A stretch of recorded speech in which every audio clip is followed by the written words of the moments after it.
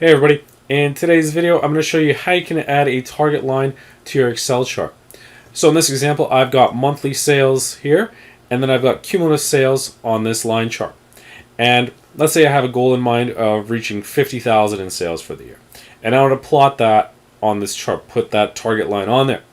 So it's really easy to set that up. All I need to do is create another series called target or whatever you want to call it.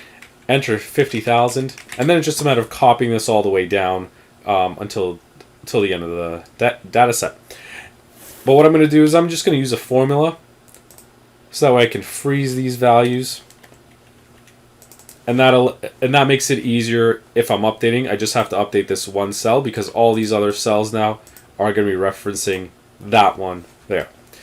Now, if I go to Insert and Create a Chart, it'll automatically detect this target. And it'll be fine. Since I'm working with a chart that already has data on it, I'll need to update my range. And an easy way to do this is you can actually just drag this over like that, and Excel can figure out what you're trying to do there. So it expands on to include that series. And so now I've got my target line, this black line here.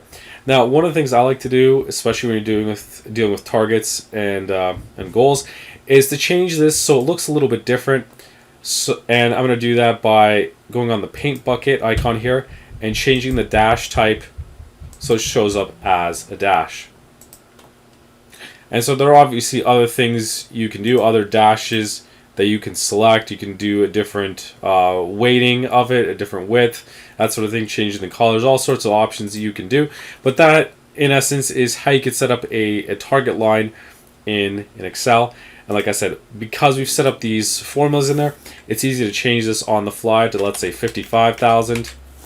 It'll automatically move up. If I change this to 60,000, it'll automatically move. So it's easy to maneuver and make changes to it depending on your target and any sort of updates you want to make to it.